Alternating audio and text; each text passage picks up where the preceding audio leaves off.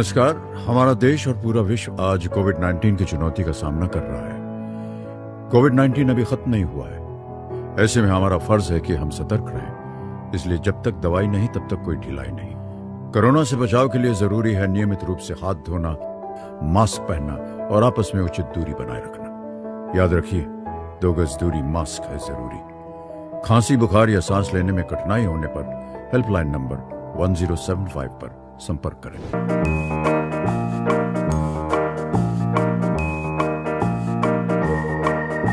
बच्चों, आज जो हम नया चैप्टर स्टार्ट करने जा रहे हैं उस चैप्टर का नाम है पॉलिनोमियल। पॉलिनोमियल से आप लोग भली भांति परिचित है, पता ही होगा क्योंकि आपने 9th क्लास में भी इस चैप्टर को पढ़ा होगा। ठीक है, तो एक क्विक रिवीजन हम लोग करेंगे इस पे कि पॉलिनोमियल होता क्या है, किस टाइप के पॉलिनोमियल होते हैं। ठीक है, और उसके बाद हम फिर आगे क्लास में उस पर बढ़ेंगे जो हमें इस क्लास में पढ़ना है। तो आइए स्टार्ट करते हैं हमारा नया चैप्टर पॉलिनोमियल। तो बच्चों, पॉलिनोमियल 2 वर्ड से मिलके बना हुआ है। ये देखना, एक है पॉली और एक है हमारा नोमियल। पॉली का मतलब क्या होता है? मेनी। ठीक है बच्चों, पॉली का मतलब होता है मेनी और नोमियल का मतलब होता है टर्म्स। जिसमें मेनी टर्म्स हो। ठीक है, अगर इसे हिंदी में हम बात करें कि इसे हिंदी में क्या कहेंगे, तो मेनी का मतलब आप जानते हैं बहुत होता है, तो यहां से हमने ले लिया बहु, और टर्म्स को हिंदी में कहते हैं पद। और इनको जब हम ऐड कर देंगे बच्चों तो ये हमारा बन जाता है बहुपद। तो नाम से क्लियर हो गया होगा कि कौन सा चैप्टर हम पढ़ने जा रहे हैं। इस चैप्टर का नाम है पॉलिनोमियल। पॉलिनोमियल 2 वर्ड से मिलकर बना हुआ है। एक को कहते हैं पॉली और दूसरा होता है नोमियल। पॉली का अर्थ होता है मेनी और नोमियल का अर्थ होता है टर्म्स। जिसमें मेनी टर्म्स हो ऐसे को हम लोग कहते हैं बहुपद। ठीक है बच्चों, क्लियर है, समझ में आ गई बात। अब क्वेश्चन है, तो पॉलिनोमियल का हिंदी अर्थ हो गया, या यूं कहें कि हमने ट्रांसलेट कर दिया कि पॉलिनोमियल को हिंदी में कहते क्या है, लेकिन एक्चुअली में पॉलिनोमियल क्या है ये आप जानते हैं? बताइए, आपने 9th क्लास में पढ़ा होगा कि इस पॉलिनोमियल होता क्या है। एक्चुअली ये पॉलिनोमियल एक अलजेब्रिक एक्सप्रेशन होता है। अलजेब्राइक भी कह सकते हैं आप, अलजेब्रिक एक्सप्रेशन। ठीक है, अब बात आ रही है अलजेब्रिक। अलजेब्रिक भी जानते हो, अलजेब्रा से वर्ड आया हुआ अलजेब्रिक, तो ये होता है। और एक्सप्रेशन, तो इसे हम लोग क्या करते हैं, पॉलिनोमियल क्या है हमारा? एक अलजेब्रिक एक्सप्रेशन है, मतलब बीजीय व्यंजक। इसे हम लोग कह सकते हैं बीजीय एक्सप्रेशन का मतलब होता है व्यंजक। ठीक है बच्चों, क्लियर है? यहाँ पे पॉलिनोमियल 2 वर्ड से मिलकर बना हुआ है, पॉली एंड नोमियल। पॉली का अर्थ होता है मेनी, नोमियल का अर्थ होता है टर्म्स, इसलिए इसे बोलते हैं बहुपद। जिसमें बहुत सारे टर्म्स हो उसे हम लोग कहते हैं बहुपद। और बहुपद जो होता है एक प्रकार का अलजेब्रिक एक्सप्रेशन है जिसका अर्थ होता है बीजीय व्यंजक। क्लियर है बच्चों, यहां तक समझ में आ गया आपको? गुड। तो हम लोगों ने समझा कि पॉलिनोमियल होता क्या है, इसे बहुपद कहते हैं, मेनी टर्म्स होते हैं इसमें। ठीक है, और पॉलिनोमियल एक प्रकार का अलजेब्रिक एक्सप्रेशन है, बीजीय व्यंजक है। तो अब हम ये समझेंगे कि एक्सप्रेशन क्या होता है। ठीक है, एक्सप्रेशन चलिए देखते हैं। आप फेशियल एक्सप्रेशन भी देखते होंगे, अपने चेहरे का एक्सप्रेशन। घर में जाते होंगे, कहीं पापा गुस्सा में होंगे तो आप चेहरे का एक्सप्रेशन देख के पहचान जाते होंगे, अरे आज पापा गुस्सा में है, लगता है कुछ मैंने गलत काम किया है क्या, तो गुस्सा में क्यों है पापा, आज हमें कुछ पनिशमेंट मिलने वाली है। हमारे टीचर्स गुस्से में होते हैं, चाहे खुश होते हैं, जॉली मूड में होते हैं, तो हम फेशियल एक्सप्रेशन भी देखते हैं। सेम चीज़ यहाँ पे है बच्चों, एक्सप्रेशन। एक्सप्रेशन क्या होता है? किसी चीज़ को एक्सप्रेस करना। एक्सप्रेस करना, सपोज अगर आपको मैं बोल दूं कि आप 2 लड़के हैं, एक का नाम है राम और एक का नाम है श्याम। ठीक है बच्चों, राम के पास मैंने बोला कि राम के पास जितने पैसे हैं, ठीक है ना, राम के पास जितने पैसे हैं श्याम के पास उससे 2 अधिक है। हमें पैसे नहीं पता, हमें इसे एक्सप्रेस करना है। राम के पास जितने पैसे हैं श्याम के पास उससे 10 रुपए अधिक है, मतलब मोर देन 10। तो मान लीजिए राम के पास x रुपीज है, राम के पास क्या है x रुपीज, और मैंने बोला श्याम के पास 10 रुपीज अधिक है, तो x प्लस 10 किसके पास है, श्याम के पास, और राम के पास कितना था x रुपीज। अब इस चीज को हमने एक एक्सप्रेशन में दिखाया, इसे एक्सप्रेस करके दिखाया, एक सेंटेंस था गिवन, उसे हमने एक्सप्रेस किया, इसे हम लोग कहते हैं एक्सप्रेशन। और इसमें अलजेब्राइक एक्सप्रेशन की बात हुई है, बीजीय व्यंजक की बात हुई है। तो बीजीय व्यंजक में ध्यान देंगे कि अलजेब्रा का कहने का मतलब, जब भी वर्ड अलजेब्रा एक आता है हमारे दिमाग में या हमारे माइंड में, तो अलजेब्रा का मतलब ही जब हम कहते हैं तो उसमें दो टर्म्स आ जाते हैं, एक आता है कांस्टेंट और दूसरा टर्म्स जो होता है वो होता है वेरिएबल। ठीक है, कांस्टेंट और वेरिएबल को आप लोग अच्छी तरीके से जानते होंगे कि कांस्टेंट टर्म क्या होता है, वेरिएबल, एक होता है चर, एक होता है अचर।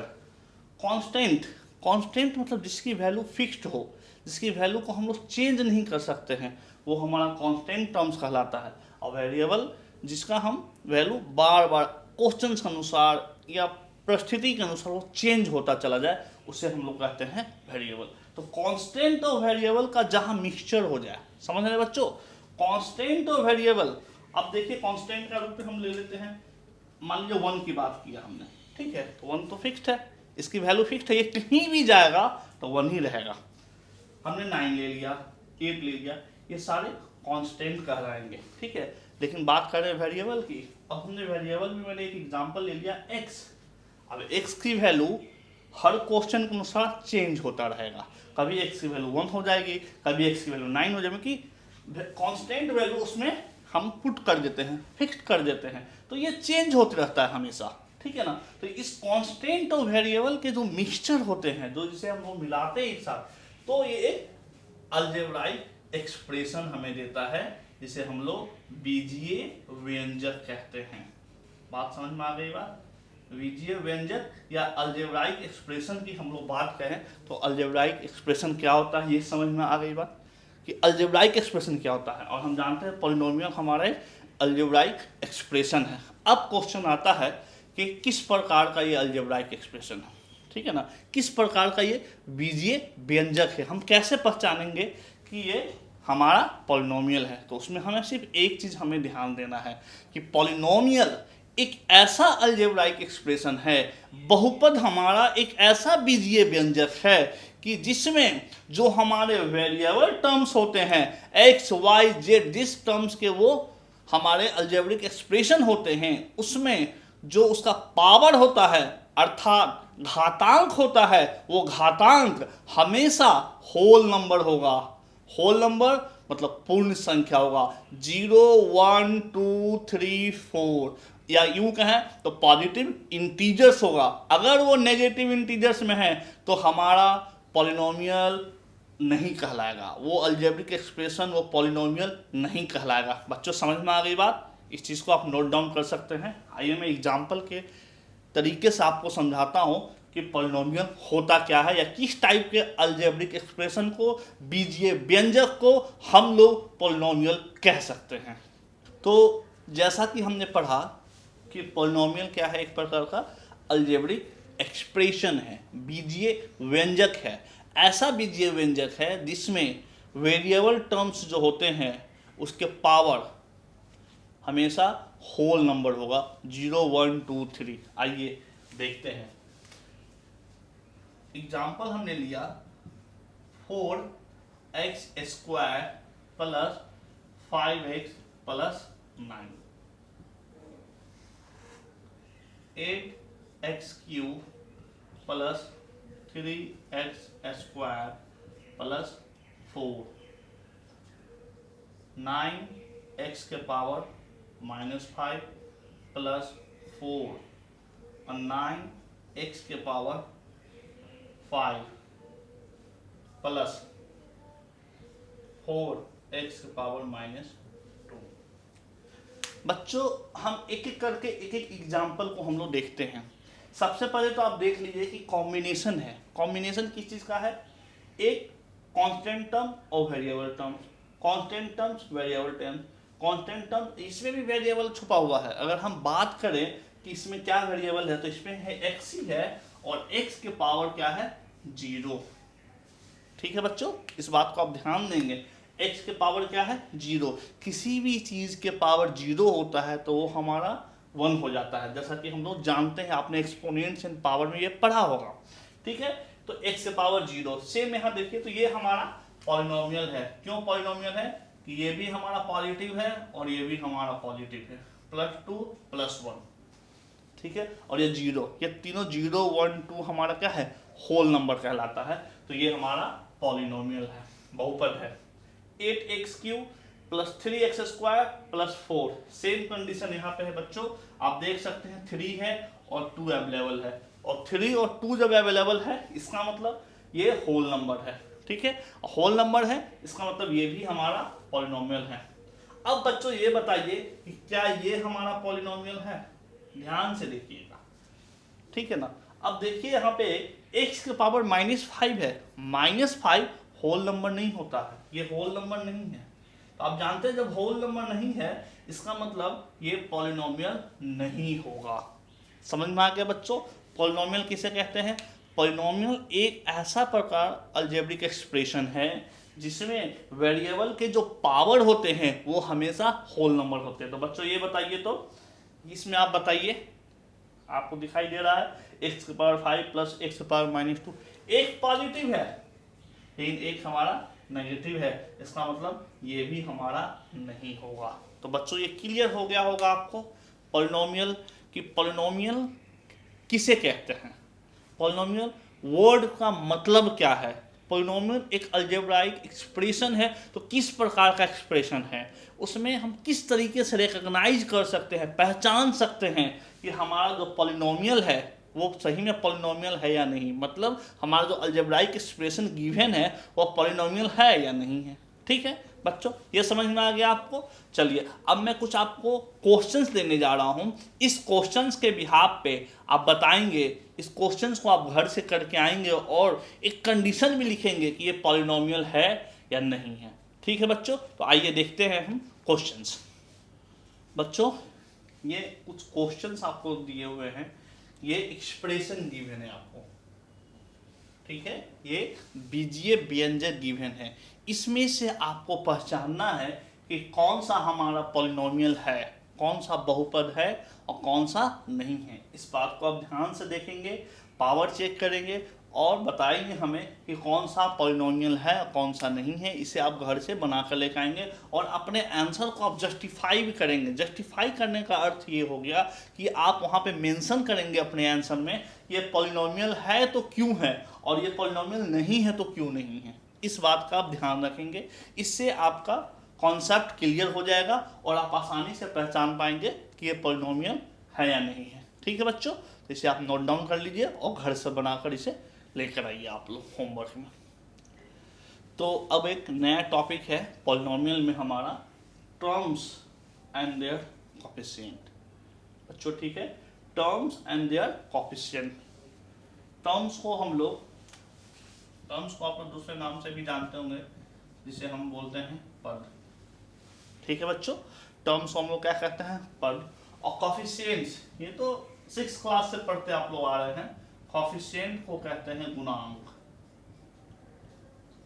ठीक है बच्चों, कोएफिशिएंट को कहते हैं गुणांक। तो टर्म्स एंड देयर कोएफिशिएंट, पद और उसके गुणांक। हम बच्चों देखते हैं, एक एग्जांपल हम लोग लेते हैं, एग्जांपल के थ्रू हम लोग समझने की कोशिश करेंगे कि टर्म्स क्या है, कोएफिशिएंट क्या है। सपोज हमने लिया 4x² - 5x + 3।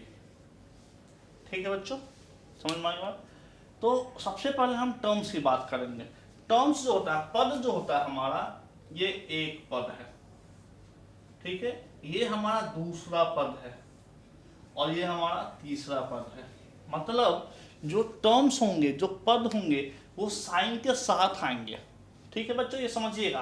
तो इसमें कितने टर्म्स मिल रहे हैं हमें? 1 2 और 3। इसमें 3 टर्म्स हमें मिल रहे हैं बच्चों, समझ में आई बात। तो टर्म्स को अगर आप लिखना चाहें पद को, तो इस तरीके से लिख सकते हैं कि पहला टर्म्स हमारा हो जाएगा 4x², दूसरा हो जाएगा 5x और तीसरा हो जाएगा हमारा 3। ठीक है, +3 है इसलिए आगे कभी साइन लगाने की आवश्यकता नहीं है। हम आसानी से इसे बता सकते हैं कि पहला टर्म है हमारा 4x², दूसरा टर्म है -5x और तीसरा टर्म है हमारा 3। ये हो गए टर्म्स। ठीक है बच्चों, समझ में आ गई, इसमें किसी प्रकार की परेशानी नहीं आपको। अब terms and their coefficient, their coefficient हो गई, इसी के गुणांक को हमें लिखना है। बात आ रही समझ में। तो कोफिशिएंट के गुणांक को हमें लिखना है, कोफिशिएंट लिखना है हमें, टर्म्स के गुणांक को लिखना है। तो आइए हम लिखते हैं कोफिशिएंट, या इसे हम हिंदी में यहाँ मेंशन कर देते हैं गुणांक। ठीक है बच्चों, तो गुणांक हमारा क्या होगा, जब भी गुणांक की बात होगी, ठीक है बच्चा यहाँ लिखिएगा, जब भी टर्म्स से गुणांक की बात होगी तो जो हमारे वेरिएबल टर्म्स है उनको छोड़कर जो भी हमारा बचेगा, यहाँ पे क्या मेंशन है, यहाँ मेंशन है x⁻0, तो ये हमारा आ जाएगा 4। ठीक है बच्चों, वेरिएबल को छोड़कर जो बचा 4, वेरिएबल यहाँ छोड़ा क्या बचा -5, यहाँ वेरिएबल छोड़ा क्या बचा 3। तो बच्चों ये क्लियर होगा आपको, आसानी से आप लिख सकते हैं। Terms and their coefficient topic में आपको बोला गया 4x² का कोफिशिएंट लिखिए। तो x² हमारा वेरिएबल टर्म्स था, वेरिएबल को हमने हटाकर जो बचा 4 हमारा गुणांक बच गया। -5x में x को छोड़कर जो बचा -5 हमारा गुणांक बच गया।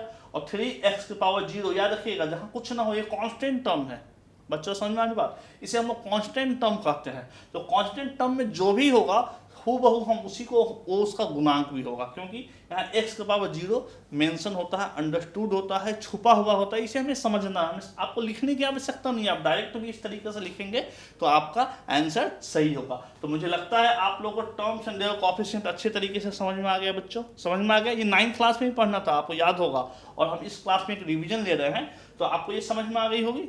तो मैं आपको कुछ क्वेश्चन दूंगा जिसमें आपको फाइंड आउट करना है उसके टर्म्स को और उसके कोफिशिएंट को। ठीक है बच्चों, समझ में आ गई बात। चलिए लिखते हैं हम क्वेश्चंस। तो बच्चों ये हमने पढ़ा टर्म्स एंड देयर कोफिशिएंट, ये क्वेश्चंस है आपको, इसमें आपको बताना है हर एक पॉलिनोमियल में कि टर्म्स क्या है और उसके कोफिशिएंट क्या है बच्चों। ठीक है ना, आप इसमें बताएंगे टर्म्स एंड देयर कोफिशिएंट बच्चों। ठीक है, कुछ क्वेश्चन ऐसे हो सकते हैं शायद कि वो गलत हो, वो पॉलिनोमियल हो ही ना, ये भी आपको पहचानना है कि उसमें कोई पॉलिनोमियल है या नहीं है। पहले तो हमेशा याद रखिएगा, इस क्वेश्चन में आपको सबसे पहले रिकॉग्नाइज ये करना है कि ये पॉलिनोमियल है या नहीं है, पहला। दूसरा, अगर पॉलिनोमियल है तो उसके टर्म्स क्या होंगे और उसके कोफिशिएंट क्या होंगे, वो आपको लिखकर इसमें आसानी से लिखकर हमें बता देंगे। ठीक है बच्चों, तो इसे आप लोग होमवर्क करके घर से लेके आएंगे, टर्म्स एंड देयर कोफिशिएंट बच्चों। तो बच्चों अब जो हमारा नया टॉपिक है वो है डिग्री ऑफ ए पॉलिनोमियल।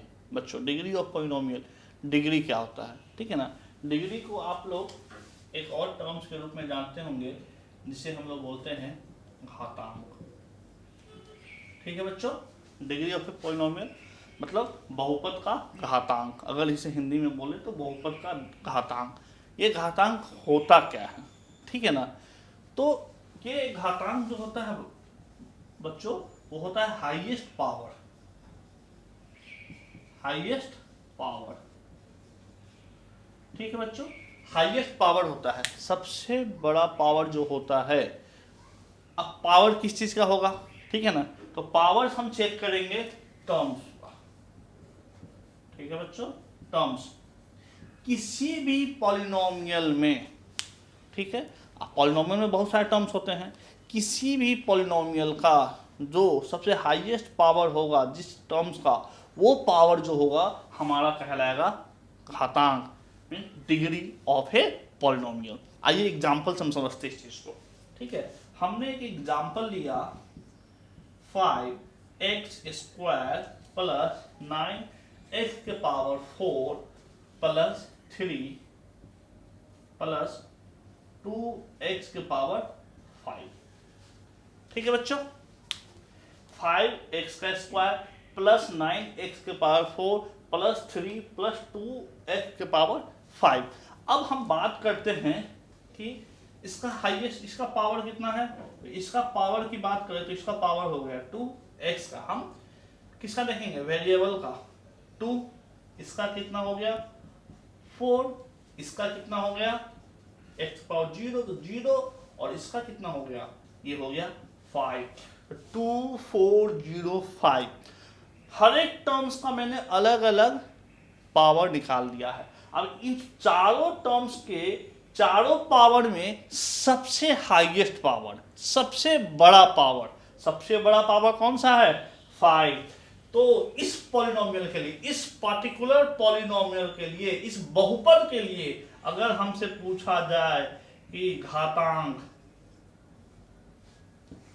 क्या होगा, तो घातांक होगा 5, मीन्स इसे हम लोग डिग्री के रूप में भी जानते हैं बच्चों।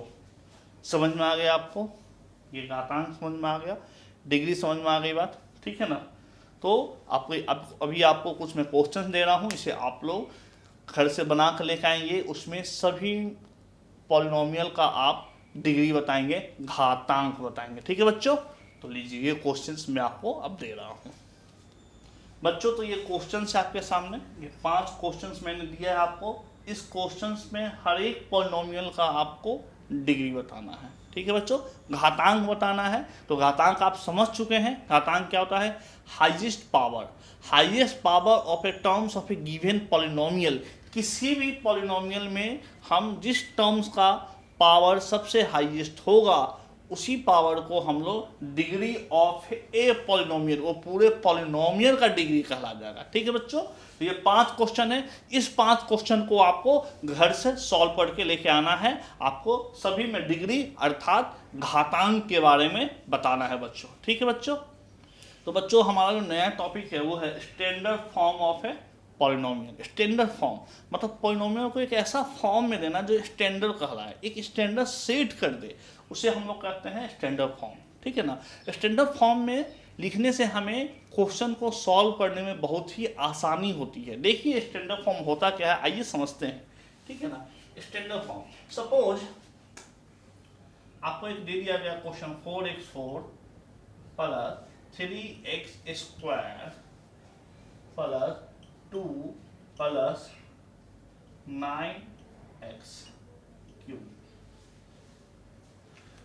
यहाँ अगर हम इसे पढ़े तो 4x के पावर 4 प्लस 3x के पावर 2 प्लस 2 प्लस 9x के पावर क्यूब, ये हमारा एग्जाम्पल है बच्चों। ये स्टैंडर्ड फॉर्म में नहीं है। स्टैंडर्ड फॉर्म का मतलब क्या होता है, टर्म्स को आप जानते हैं कि पॉलिनोमियल में टर्म्स को हम कहीं भी लिख सकते हैं, कोई प्रॉब्लम नहीं होती है। ये अलजेब्रा की एक बहुत बड़ी प्रॉपर्टीज है। तो टर्म्स को उसके पावर के हिसाब से, उसके कोएफिशिएंट के पावर के हिसाब से असेंडिंग या डिसेंडिंग, असेंडिंग बढ़ते क्रम में या डिसेंडिंग घटते क्रम में लिखना ही हमारा स्टैंडर्ड फॉर्म कहलाता है। मतलब हम किस चीज पे ध्यान देंगे, हम ध्यान देंगे पावर के असेंडिंग या डिसेंडिंग। असेंडिंग या डिसेंडिंग के रूप में लिखना, मतलब अगर हम इसे लिखना चाहे स्टैंडर्ड फॉर्म में जिसमें सबसे बड़ा पावर क्या है। अगर असेंडिंग की हम बात करें तो असेंडिंग में सबसे छोटा लिखते हैं, अगर डिसेंडिंग सबसे बड़ा पावर क्या है तो ये हो जाएगा 4x के पावर 4, इसके बाद है क्यूब मतलब 9x के पावर क्यूब, उसके बाद है 2 3x के पावर 2, उसके बाद है प्लस 2।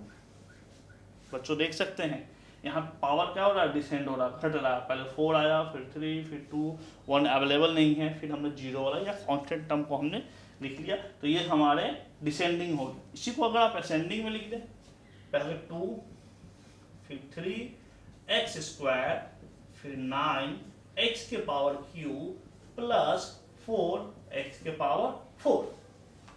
ये जो बच्चे हैं ये हमारा स्टैंडर्ड फॉर्म कहलाएगा।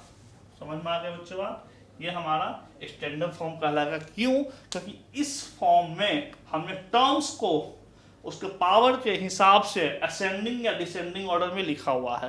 तो किसी भी पॉलिनोमियल को उसके टर्म्स को उसके पावर के हिसाब से असेंडिंग या डिसेंडिंग ऑर्डर में लिखना ही standard form of a polynomial कहलाता है। ठीक है बच्चों, ये समझ में आ गई बात। ये मैं आगे बताऊंगा आपको कि स्टैंडर्ड फॉर्म में लिखने का बेनिफिट क्या होता है और हमें लॉस क्या होता है बच्चों। ठीक है, तो ये हम अब नेक्स्ट टॉपिक पे हम लोग चलते हैं बच्चों। जो हमारा नया टॉपिक है वो है क्लासिफिकेशन ऑफ पॉलिनोमियल्स।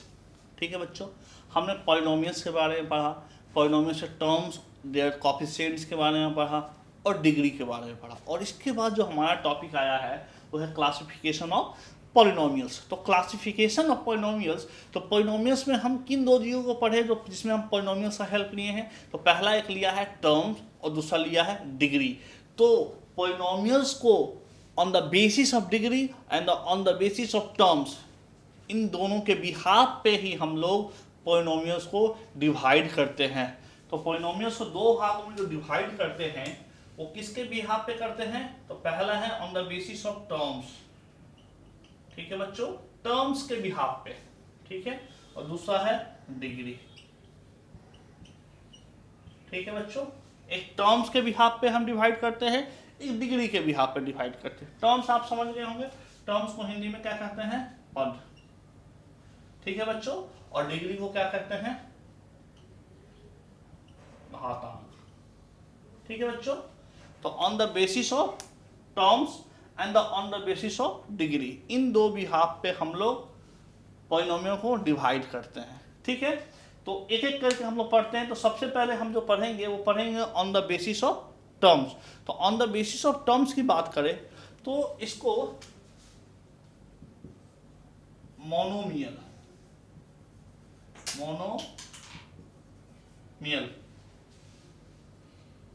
दूसरा जो है हमारा बाइनोमियल और तीसरा है हमारा ट्राइनोमियल। बच्चों ये आपने 9th में भी पढ़ा होगा, मोनोमियल, बाइनोमियल एंड ट्राइनोमियल। तो मोनोमियल की बात करें, आप यहां नाम से देख सकते हैं, मोनो का मतलब होता है एक। ठीक है बच्चों, मोनो मतलब एक, बाई का मतलब होता है दो। ठीक है बच्चों, बाई का मतलब होता है दो, और ट्राई का मतलब होता है तीन। ठीक है बच्चों, तो मोनो का मतलब एक, बाई का मतलब दो और ट्राई का मतलब तीन। ठीक है बच्चों, नोमियल सब में है, मतलब एक पद, एक टर्म्स, मोनोमियल दो टर्म्स, बाइनोमियल और तीन टर्म्स, ट्राइनोमियल। ठीक है बच्चों, समझ में आ गई बात? एक टर्म्स मोनोमियल, दो टर्म्स बाइनोमियल, तीन टर्म्स ट्राइनोमियल। ठीक है बच्चों, अब इसे एक एक करके हम लेंगे और मोनोमियल, बाइनोमियल और ट्राइनोमियल क्या होता है इसे हम लोग पढ़ते हैं और उसके बाद हम लोग आएंगे on the basis of degree. ठीक है बच्चों, समझ में आ गई बात? तो देखते हैं, हमारा पहला है मोनोमियल। ठीक है बच्चों, तो हमारा पहला जो है वो है मोनोमियल। ठीक है बच्चों, मोनो का अर्थ हमने समझ लिया था कि मोनो का मतलब क्या होता है? जिसमें एक पद हो। ठीक है बच्चे, एक पद हो, इसलिए हम इसे क्या कहते हैं? मोनोमियल, और इसे हिंदी में भी कहते हैं एक पदी। ठीक है बच्चों, आगे बात समझ में?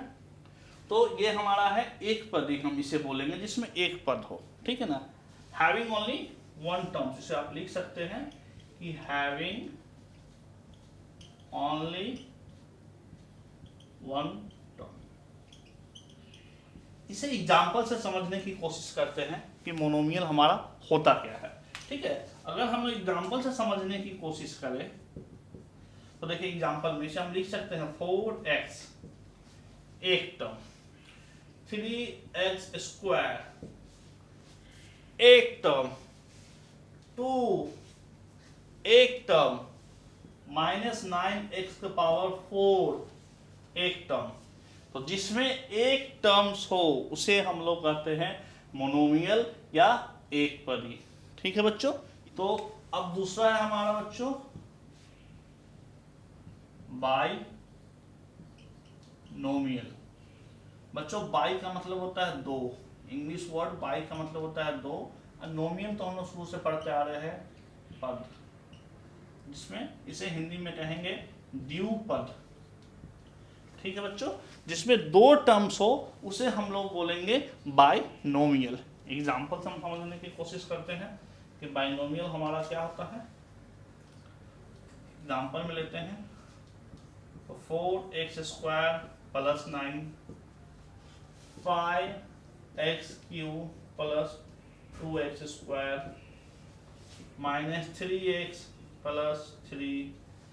बच्चों आप हर एक एग्जाम्पल में देख सकते हैं कि यहाँ दो ही टर्म्स है, 1 2 1 2 1 2।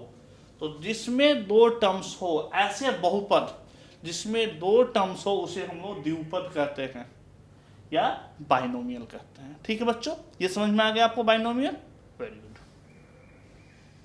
तो अब जो हम स्टार्ट करेंगे हमारा थर्ड, जिसे हम लोग बोलते हैं ट्राइनोमियल। ठीक है बच्चों, ट्राइनोमियल। ट्राई का मतलब होता है 3। ठीक है, नोमियल तो आपको समझ ही गए आप लोग, जिसमें 3 पद हो। ठीक है बच्चों, जिसमें 3 पद हो उसे हम लोग बोलते हैं ट्राइनोमियल। इसे हम लोग हिंदी में आप लोग त्रिपद के रूप में भी जानते हैं। ठीक है, ट्राइनोमियल को हम लोग त्रिपद भी कहते हैं। तो एग्जाम्पल से हम समझते हैं कि त्रिपद क्या होता है। 5x² + 9x + 2। देखिए इसमें 3 पद आ गए। 2x² - 4x + 6 3 पद आ गए। 8x³ + 4x² + 9 इसमें भी 3 पद आ गए। तो ऐसा पॉलिनोमियल जिसमें 3 टर्म्स हो, 3 पद हो, उसे हम लोग ट्राइनोमियल कहेंगे, त्रिपद कहेंगे। ठीक है बच्चों, ये समझ में आ गया। अब हम लोग जो पढ़ेंगे वो पढ़ेंगे classification of polynomials on the behalf of degree. ये हमारा था on the behalf of terms. अब जो पढ़ेंगे वो पढ़ेंगे on the behalf of degree. ठीक है बच्चों, तो आइए देखते हैं classification of polynomials on the behalf of degree. तो बच्चों अब जो हम पढ़ेंगे classification of polynomials on the behalf of या अकॉर्डिंग टू देयर डिग्री, घातांक के अनुसार या घातांक के ऊपर। मतलब पहले बारे में टर्म्स था, पद हम देख रहे थे, अब इसमें हम क्या देखेंगे, घातांक। घातांक के अनुसार क्या कहा गया। तो घातांक के अनुसार जो कहा गया है उसे बांटा गया है। पहला हो गया लीनियर पॉलिनोमियल। ठीक है बच्चों, लीनियर पॉलिनोमियल। दूसरा जो है क्वाड्रेटिक।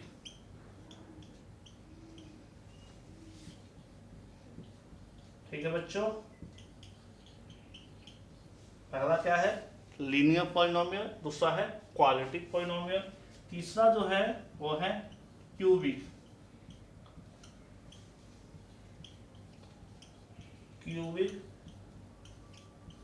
पॉलिनोमियल।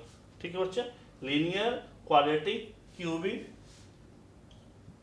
लास्ट है जीरो पॉलिनोमियल। तो एक क्विक रिव्यू लेते हैं, उसके बाद एक एक करके हम लोग इसे पढ़ने की कोशिश करेंगे। तो पहला क्या है हमारा लीनियर, क्वाड्रेटिक, क्यूबिक, जीरो। किस बिहाफ पे हम देख रहे हैं, डिग्री के बिहाफ पे। तो जिसका डिग्री 1 हो, ऐसा पॉलिनोमियल जिसका हाईएस्ट पावर टर्म्स का 1 हो, या डिग्री ऑफ द पॉलिनोमियल 1 हो, घातांक पॉलिनोमियल का क्या हो 1 हो, उसे हम बोलेंगे लीनियर पॉलिनोमियल। अगर हमारा डिग्री 2 हो तो इसे हम बोलेंगे क्वाड्रेटिक पॉलिनोमियल। अगर हमारा डिग्री 3 हो, घातांक 3 हो पॉलिनोमियल का, तो कहलाएगा क्यूबिक पॉलिनोमियल। और 0 से समझ में आ रही बात, जिसका 0 पॉलिनोमियल हो, मतलब एक प्रकार से कह सके आसान भाषा में कांस्टेंट टर्म हो, उसे हम लोग कहेंगे 0 पॉलिनोमियल। ठीक है, तो एक एक करके हम लोग स्टार्ट करते हैं। सबसे पहले हम स्टार्ट करेंगे लीनियर पॉलिनोमियल। तो पहला जो हमारा है वो है लीनियर पॉलिनोमियल। लीनियर वर्ड आप देख रहे हैं लाइन से आया हुआ है कि नहीं, तो इसे हम लोग बोलते हैं रैखिक। ठीक है, लीनियर का अर्थ होता है रैखिक। तो लीनियर पॉलिनोमियल क्या होता है, जिसके हाईएस्ट डिग्री, अगर इसकी डिग्री की बात बोले, एक ऐसा पॉलिनोमियल जिसकी डिग्री 1 हो। एग्जाम्पल से हम समझने की कोशिश करेंगे। एक ऐसा पॉलिनोमियल जिसका डिग्री 1 हो, देखते हैं 4x degree 1, 5y degree 1, -6t degree 1। इन सभी में आप देख सकते हैं इसका पावर 1, पावर 1, पावर 1। आप अब सोचिए कि एक ही टर्म्स आ रहा है, दो टर्म्स में भी देख लेते हैं, 4x + 9, इसमें भी डिग्री क्या है, सबसे हाईएस्ट पावर 1 है। तो ऐसे पॉलिनोमियल को हम लोग कहते हैं लीनियर पॉलिनोमियल। बच्चों समझ में आ गया? ऐसा पॉलिनोमियल जिसकी डिग्री, हम डिग्री चेक करेंगे, इसमें टर्म्स नहीं चेक करेंगे, डिग्री चेक करेंगे, जिसका डिग्री 1 हो, ऐसे पॉलिनोमियल को हम लोग लीनियर पॉलिनोमियल कहते हैं बच्चों। ठीक है, समझ में आ गई बात? अब पढ़ेंगे क्वाड्रेटिक पॉलिनोमियल। अब जो है हमारा सेकंड नंबर का है क्वाड्रेटिक। ठीक है बच्चों, क्वाड्रेटिक पॉलिनोमियल का मतलब होता है जिसमें द्विघात, ठीक है, घात की बात हो रही है, पावर की बात हो रही है, तो इसकी डिग्री जो होगी बच्चों, अगर हम इसकी डिग्री की हम बात करें तो इसकी डिग्री होगी 2। एक ऐसा पॉलिनोमियल जिसका डिग्री 2 हो, उसे हम लोग कहेंगे क्वाड्रेटिक पॉलिनोमियल। एग्जांपल से हम समझने की कोशिश करेंगे। 4x² + 9, 3x² + 2x + 5, 6x² + 9x, 5y² + 9y। बच्चों आप सब में देख सकते हैं, अगर डिग्री की बात करेंगे तो हाईएस्ट डिग्री कितना है हमारा, 2, 2, 2, 2। तो ये हमारे क्या कहलाएंगे, क्वाड्रेटिक पॉलिनोमियल। अगर इसी जगह सिर्फ सिंपल ये होता 9x³ + 2, तो इसमें हाईएस्ट डिग्री हो जाता हमारा 3। तो इसलिए ये जो है हमारा क्वाड्रेटिक पॉलिनोमियल नहीं कहलाएगा। ठीक है बच्चों, समझ में आ गया? क्वाड्रेटिक पॉलिनोमियल जिसकी हाईएस्ट डिग्री 2 होती है, ऐसे पॉलिनोमियल द्विघात पॉलिनोमियल या क्वाड्रेटिक पॉलिनोमियल कहलाता है बच्चों। ठीक है, समझ में आ गई? अब हम पढ़ते हैं नेक्स्ट क्यूबिक पॉलिनोमियल। नेक्स्ट जो है हमारा वो है क्यूबिक। ठीक है बच्चों, क्यूबिक को हम लोग कहते हैं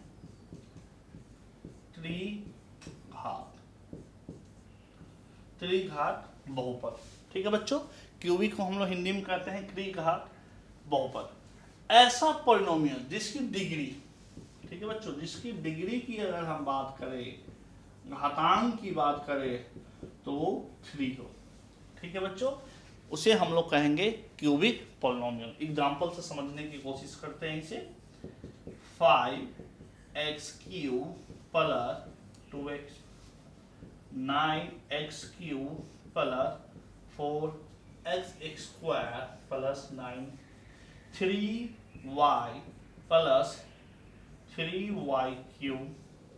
तो बच्चों यहाँ देख सकते हैं इन सारे पॉलिनोमियल में हाईएस्ट डिग्री कितनी है, 3 से बड़ा है। पहले में देखिए 3 से बड़ा, इसका 3 है, इसका 1 है। 3, 2, 0, इसमें 3 है, इसमें 1 है। तो हाईएस्ट डिग्री सभी का कितना है, 3। इसीलिए इसे हम लोग क्या कहेंगे, क्यूबिक पॉलिनोमियल, त्रिघात बहुपद। ऐसा बहुपद जिसका हाईएस्ट डिग्री 3 हो, ऐसे बहुपद को हम लोग कहते हैं क्यूबिक पॉलिनोमियल। ठीक है बच्चों, ये समझ में आ गया। अब हमारा लास्ट आ रहा है वो है जीरो पॉलिनोमियल।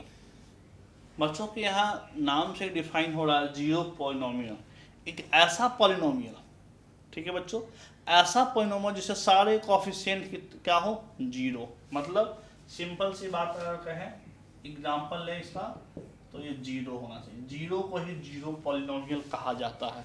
ठीक है बच्चों, एक नोट करने वाली बात है, नोट कर लीजिएगा आप लोग कि जीरो पॉलिनोमियल का डिग्री डिफाइन नहीं है। ठीक है बच्चों, समझ में आ गए। Degree of the zero polynomial is not defined. ठीक है बच्चों, तो अगर आपको क्वेश्चन आ जाता है कि जीरो क्या एक जीरो पॉलिनोमियल है हमारा, ठीक है बच्चों, समझ में आ रही बात, जीरो क्या हमारा पॉलिनोमियल है, तो जीरो पॉलिनोमियल है, लेकिन इसका डिग्री डिफाइन नहीं है, हम इसके डिग्री को नहीं बता सकते हैं। तो अगर कोई आपसे ये पूछे कि what is the degree of the zero, या what is the degree of the zero polynomial, या जीरो का डिग्री क्या है, घातांक क्या है, तो आपको आसान भाषा में ये बताना है कि जीरो एक ऐसा पॉलिनोमियल है जिसके डिग्री को डिफाइन नहीं किया गया है। ठीक है बच्चों, ये समझ में आ गई बात। जीरो पॉलिनोमियल क्या होता है, जीरो को ही जीरो पॉलिनोमियल कहा गया है, जितने भी कोएफिशिएंट्स वगैरह है वो सारे जीरो होंगे, ऐसे पॉलिनोमियल को हम लोग जीरो पॉलिनोमियल कहते हैं। ठीक है बच्चों, कोरोना वायरस का खतरा होगा कम जब हाथों को बार बार धोएंगे हम। साथियों, जब आपके हाथ गंदे हों, खांसने और छींकने के बाद, किसी भी सतह या वस्तु को छूने के बाद, शौचालय के इस्तेमाल के बाद, खाना बनाने, परोसने, खाने से पहले और खाना खाने के बाद अपने हाथों को 20 सेकंड तक साबुन और पानी से अच्छी तरह धोएं। पानी को बर्बाद ना करें। हाथों को साबुन से मलते समय पानी का नल बंद रखें। हाथ धोते समय आप हाथ धोने के चरणों का पालन करें। पहले हथेली से हथेली, फिर हथेलियों के पीछे, अंगुलियों के बीच में, अंगुलियों के पीछे, अंगूठे के तले पर और आखिर में अंगुली के नाखूनों को अच्छी तरह धोएं। यदि किसी को खांसी, बुखार या सांस लेने में तकलीफ जैसे लक्षण हैं या अधिक जानकारी चाहिए तो अपने नजदीकी सरकारी अस्पताल या सरकार के टोल फ्री नंबर 104 या 1075 पर संपर्क करें। बिहार सरकार और यूनिसेफ द्वारा जनहित में जारी। नमस्कार, आप सभी लोगों का भारतीय रिजर्व बैंक पटना की ओर से हार्दिक स्वागत है। आप लोगों की अनुमति लेकर आज मैं आप सभी लोगों को भारतीय रिजर्व बैंक के साथ पहचान करवाता हूं। भारतीय रिजर्व बैंक की स्थापना भारतीय रिजर्व बैंक अधिनियम 1934 के प्रावधानों के अनुसार 1 अप्रैल 1935 को हुई। रिजर्व बैंक का केंद्रीय कार्यालय प्रारंभ में कोलकाता में स्थापित किया गया था, जिसे 1937 में स्थायी रूप से मुंबई में स्थानांतरित किया गया। केंद्रीय कार्यालय वह कार्यालय है जहां गवर्नर बैठते हैं और जहां नीतियां निर्धारित की जाती हैं। 1949 में राष्ट्रीयकरण के बाद से इस पर भारत सरकार का पूर्ण स्वामित्व है। तो भारतीय अर्थव्यवस्था में भारतीय रिजर्व बैंक की भूमिका क्या है, आइए इसको जानते हैं। भारतीय रिजर्व बैंक देश के विकास को ध्यान में रखते हुए मूल्य स्थिरता बनाए रखता है। साथ ही यह बैंकिंग प्रणाली में लोगों का विश्वास बनाए रखता है तथा जमाकर्ताओं के हितों की रक्षा करते हुए आम जनता को किफ़ायती बैंकिंग सेवाएं उपलब्ध कराता है। देश की सर्वोच्च वित्तीय संस्था होते हुए यह न केवल विदेश व्यापार और भुगतान को सुविधाजनक बनाता है, बल्कि भारत में विदेशी मुद्रा बाजार का क्रमिक विकास करता है और उसे बनाए भी रखता है। मुद्रा जारीकर्ता के रूप में यह आम जनता को अच्छी गुणवत्ता वाले करेंसी नोटों और सिक्कों की पर्याप्त मात्रा उपलब्ध कराता है। भारतीय रिजर्व बैंक का पूरे भारत में 27 क्षेत्रीय कार्यालय तथा 4 उप कार्यालय हैं, जिनमें अधिकांश राज्यों की राजधानियों में स्थित हैं। आप सभी लोगों को जानकर बहुत खुशी होगी कि आपके राज्य में भारतीय रिजर्व बैंक का एक कार्यालय पटना में गांधी मैदान के पास स्थित है। वह कार्यालय उपभोक्ता संरक्षण एवं वित्तीय जागरूकता हेतु समय समय पर विभिन्न पहल का आयोजन करता है। इस पहल के एक हिस्से के रूप में हमने इस वीडियो को डिजाइन किया है ताकि आप सुरक्षित डिजिटल बैंकिंग को समझ सकें। हम आशा करते हैं कि ये वीडियो आपके लिए सूचनात्मक एवं मददगार साबित होगा। आरबीआई कहता है सुरक्षित डिजिटल लेन देन आपके घर की सुरक्षा से किया जा सकता है।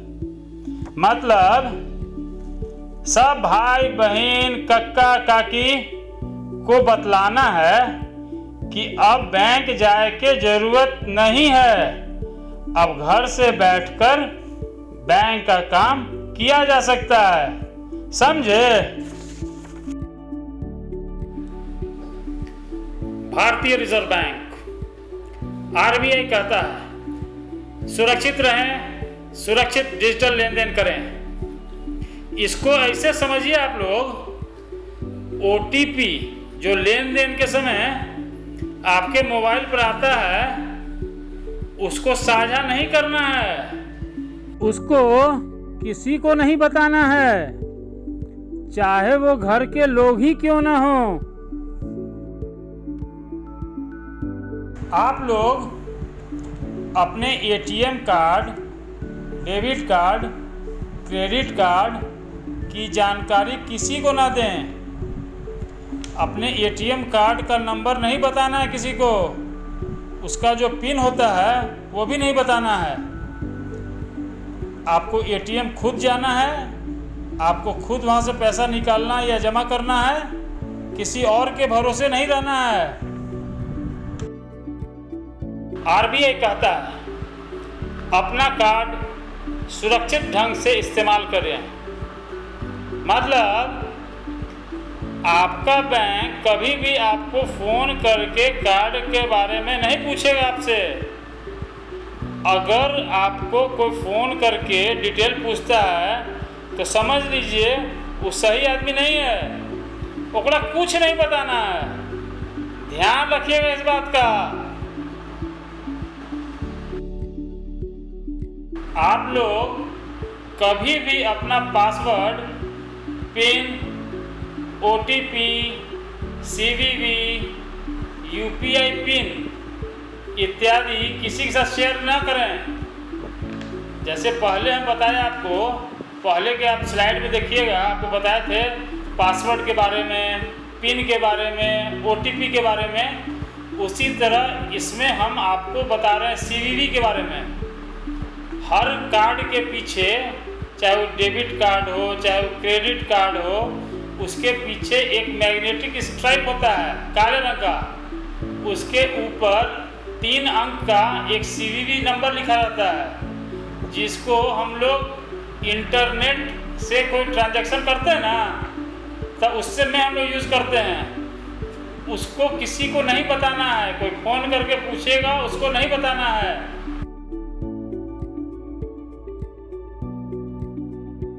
ऑनलाइन लेन देन के समय धोखाधड़ी होने पर तुरंत अपने बैंक को सूचित करें। इसका मतलब है कि आपको लेन देन में चौकन्ना रहना है। अगर फिर भी कोई धोखाधड़ी होता है तो तुरंत अपने बैंक में या बैंकिंग लोकपाल भारतीय रिजर्व बैंक पटना में लिखित शिकायत दर्ज करें। लिखित शिकायत करने पर आपकी समस्या का समाधान निश्चित होगा। ऑनलाइन बैंकिंग के लिए केवल सत्यापित, सुरक्षित और विश्वसनीय वेबसाइट और ऐप का ही इस्तेमाल करें। आप सभी लोग इंटरनेट बैंकिंग या मोबाइल बैंकिंग का इस्तेमाल जरूर करें। इसके लिए ध्यान रखना है कि ऐप का चुनाव सही हो। इसमें किसी से गुमराह नहीं होना है। आरबीआई कहता है सुरक्षित डिजिटल लेन देन की शुरुआत होती है आपसे। डिजिटल लेन देन के समय क्या करना है और क्या नहीं करना है, इसका ध्यान जरूर रखना है। आप सभी लोगों को हमेशा सतर्क रहना है और दूसरों को भी सतर्क रहने की सलाह देनी है। डिजिटल भुगतान करें, सुरक्षित रहें। हम लोग सभी लोग को डिजिटल बनना है, डिजिटल का लाभ उठाना है, लेकिन साथ में सुरक्षित भी रहना है। हमेशा सतर्क रहें। आप सभी भाई बहन से एक और आग्रह है कि दूसरे लोगों के भी प्रेरित करना है कि वो डिजिटल लेन देन अपनाएं। बस, धन्यवाद। हाथों को मलमल के स्वच्छ करेंगे साबुन और साफ जल से। याद रखेंगे सुमन के सुमन के एस सीधे हाथ साबुन मल के, यू उल्टे हाथ रगड़ रगड़ के। याद रखेंगे सुमन के। एम मुट्ठी के ऊपर हाथ फिरा के, ए अंगूठे के ऊपर गोल घुमा के। याद रखेंगे सुमन के। एन नाखूनों को हथेली पे चमका के, कलाई के पास छल्ला बना के। याद रखेंगे सुमन के। स्वच्छ रखेंगे हाथ तो स्वस्थ रहेंगे आप।